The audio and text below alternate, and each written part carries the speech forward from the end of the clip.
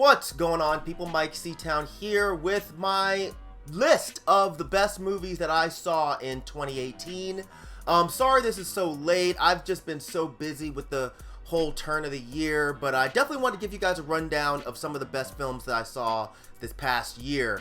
I did 10 last year. I'm gonna do 15 this year because I actually did see quite a few good ones this time. Before we get started, please understand that this is not a comprehensive list of all of the movies that I saw this past year, nor is it a list of all of the movies that I enjoyed this past year. This is a list of the ones that I saw that I felt really hit the mark for me.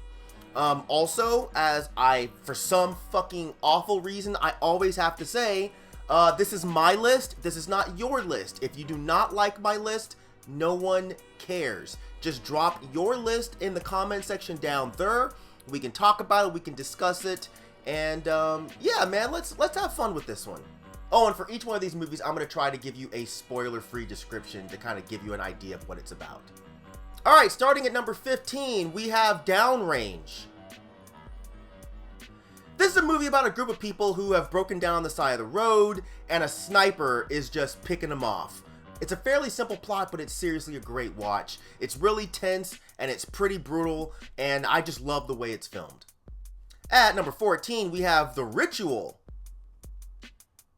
This movie didn't really get the attention that I think it deserved. It's a movie about a group of friends who go on a hiking trip in the woods after something really awful happens to one of them. And while they're out there, they start getting stalked by this ominous thing in the woods. That's all I want to say because I don't want to ruin it for you guys, but it's just really, really well done. At number 13, we have Cargo. I'm a sucker for zombie films. It's my favorite subgenre of horror movies. And I feel like it's really hard to do something original these days within that genre, but this one did it. It's really, really well done. It's about a zombie outbreak in Australia, and a father is trying to get his infant daughter somewhere safe. It's dark, it's really dramatic, it's depressing, but all in a really, really good way. At number 12, we have A Star Is Born. Yep. Those who haven't watched the film, laugh if you want to, but I went to see this against my better judgment, and I was seriously blown away. The acting, the story, it's fantastic to me. I'd legit say it's better than the remake of the remake that most of us were familiar with. It's touching, it's heartbreaking, it's warming, it covers the gamut. At number 11, we have Annihilation. This is on a lot of people's lists, and rightfully so. I think it knocked it out of the park in its bleakness and its ability to really make you feel like you're stuck in a nightmare. And the effects were amazing, the acting was great, the story was really, really compelling. It's a solid movie. At number 10, we have Satan's Slaves. This was an underrepresented gem of a movie. It's an Indonesian horror movie, which attracted me because I don't think I'd seen any movies from that region. At least any horror movies, and it's about a mother who's suffering from this weird illness that people can't seem to cure, and she's kind of dying in the family home, and once she dies, a whole lot of really fucked up stuff starts to happen. Really legit creep factor here, and it has one of the best death scenes that I've seen in a really, really long time. I'll just say that it involves a truck and a face. But trust me, you might think you know what happens, but you seriously have no idea. At number 9, we have Black Panther. Oh, it's weird. Everyone seemed to love this movie when it first came out, but it seems like people kind of forgot that it dropped in 2018. I didn't see it on a lot of people's lists, even like comic booky nerdy type lists. So I kind of wonder if it was just the excitement of it when it was new that had people talking, or if they legit forgot about it, or if once the excitement settled down, they just really didn't like it all that much.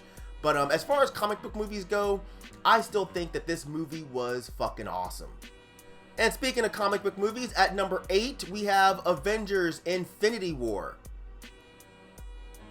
I enjoyed this movie so much when I first saw it. It's dark, it's defeating, you know, from the moment it starts, it never lets up with this constant beatdown of the people that we're used to see winning. And those are the kind of movies that I love. And it ends on such a hopeless note. it definitely takes me to Empire Strikes Back, that feeling of our heroes have been completely destroyed, and how are they going to get out of this? And that's what I'm looking forward to the next installment in this series. But it's definitely one of my favorite comic book movies so far.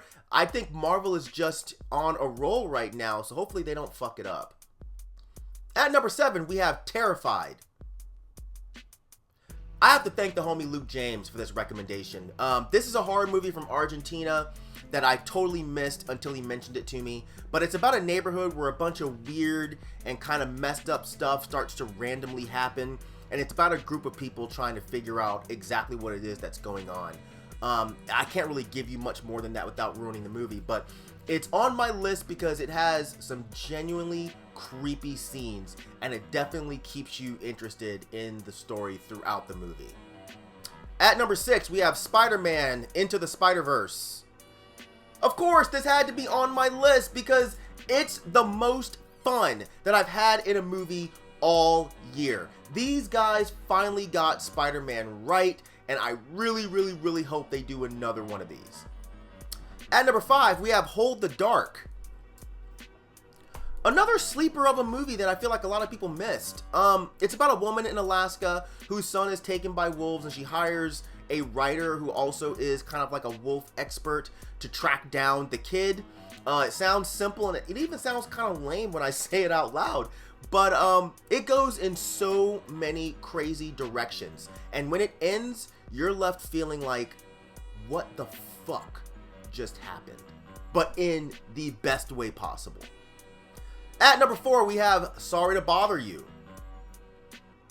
I won't go into detail with this one because I did a review on my channel as well as a review with Dead in Hip Hop, so check both of those out if you haven't yet. But it's a great movie about a struggling telemarketer who discovers the secret to success is finding his inner white voice. There's so much symbolism here and a whole lot of nuance that points directly to real world situations, especially ones that I can directly identify with. So it's definitely worth a viewing if you haven't seen it yet. At number 3, we have Mandy. Yeah, it's pretty obvious that this one would be on the list. It's such a fun ride. I'm not a Nicolas Cage fan at all, but this movie utilizes him the best. I feel like this role was written for him, and I can't see anyone else doing it. But yeah, this is like if David Lynch set out to make a horror movie, which is right up my alley. At number 2, we have Hereditary. I saw this movie at a limited screening in Atlanta, not really knowing what I was walking into. I'd seen the trailers and knew that it looked amazing, but holy shit, did this movie blow me away. I'm a huge fan of the kind of atmospheric horror movies that suck you in with that kind of impending doom feel. You know, stuff like The Witch, stuff like Rosemary's Baby, stuff like The Black Coat's Daughter.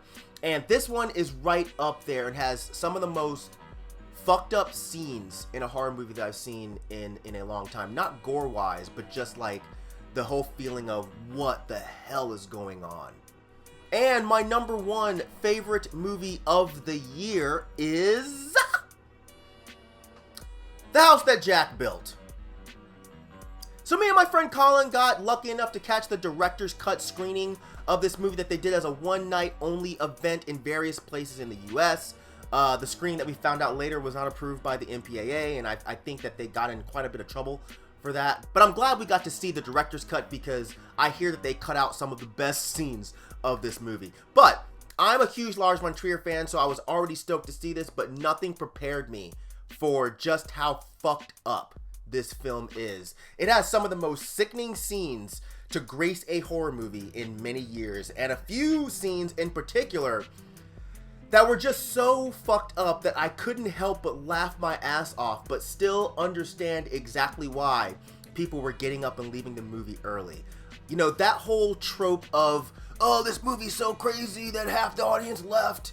That's been happening a lot lately, and it's been bullshit many times. But with this film, I can say I 100% understand. But it's definitely my favorite viewing experience of the year, and if you're a depraved motherfucker, I suggest checking it out. But if you can, wait around for the director's cut, because I feel like some of those scenes are definitely worth seeing. So that's going to do it for my list of the best 15 movies of 2018. Hopefully you guys enjoyed it. Please remember to drop your list down there. Let's talk about it. All that good shit. But yeah, as usual, thank you for living, thank you for loving, thank you for being you. And I'll see you guys next time. All right? Peace out, boy.